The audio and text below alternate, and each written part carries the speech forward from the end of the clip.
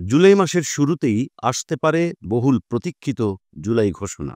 রাষ্ট্রীয় পুনর্গঠনের এই ঘোষণার সবচেয়ে গুরুত্বপূর্ণ বিষয় হতে পারে সংবিধান স্থগিতের সিদ্ধান্ত। পাশাপাশি অন্তর্বর্তী সরকারে উচ্চ পর্যায়ের বড় পরিবর্তনেরও আভাস পাওয়া যাচ্ছে। একাধিক সরকার ও কূটনৈতিক সূত্রে এ তথ্য জানা গেছে। সূত্র জানায়, বর্তমান সংবিধান রাষ্ট্র সংস্কারের পথে বড় প্রতিবন্ধক হয়ে দাঁড়িয়েছে। ২০২৪ সালের ৫ই আগস্টের ছাত্র জনতার গণ অভ্যুত্থানের পরই সংবিধান স্থগিত করে একটি ঐক্যমত্যের সরকার গঠনের উপযুক্ত পরিবেশ তৈরি হয়েছিল। তবে সেই সুযোগ ব্যবহৃত না হওয়ায় রাজনৈতিক অনিশ্চয়তা দীর্ঘায়িত হয়েছে। সংবিধান সংস্কার কমিশনের সদস্য ইমরান আবদুল্লাহ সিদ্দিক বলেন, আমরা এখনও সংবিধানের বাঁধনে আবদ্ধ।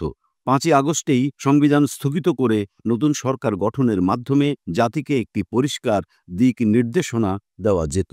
তার মতে, বৃহত্তর জনসমর্থনের ভিত্তিতে এখনও সংবিধান স্থগিত করে জাতীয় ঐকমত্যের সরকার গঠন সম্ভব।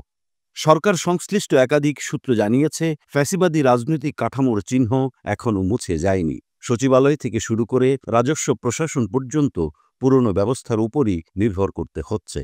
ফলে কার্যকর সংস্কার ব্যাহত হচ্ছে।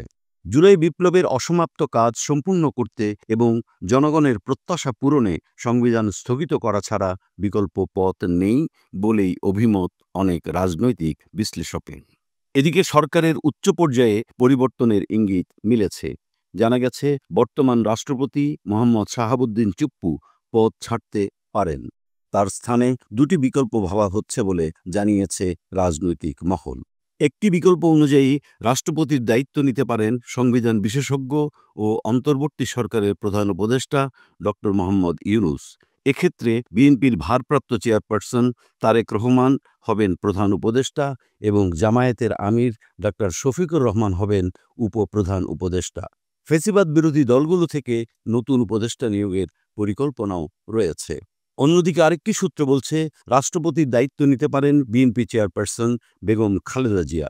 তার নেতৃত্বে জাতীয় ঐকমত্যের সরকার গঠিত হলে উপদেষ্টা পরিষদে থাকবে বিএনপি, জামায়াত সহ কয়েকটি রাজনৈতিক দলের প্রতিনিধি।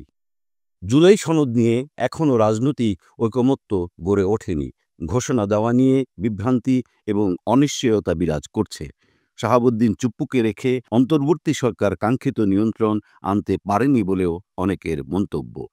এ অবস্থায় বৃহৎ রাজনৈতিক গোষ্ঠীগুলোর একাংশ মনে করছে, ৭২ সালের সংবিধান স্থগিত না করলে কাঙ্ক্ষিত রাষ্ট্রীয় সংস্কার সম্ভব নয়। বিশ্বস্ত সূত্রে জানা গেছে, নতুন সরকার গঠন হলে নির্বাচন কিছুটা পিছিয়ে দেয়া হতে পারে। তবে তা হবে স্বচ্ছ, নিরপেক্ষ এবং অংশগ্রহণমূলক। অনেকের মতে, সংবিধান স্থগিত না করে এই নির্বাচন সম্ভব নয়। এমনকি প্রধান উপদেষ্টা ইউনূসও একসময় পদত্যাগের ইচ্ছা প্রকাশ করেছিলেন, যা অনেকেই হুমকি হিসেবে বিবেচনা করেন।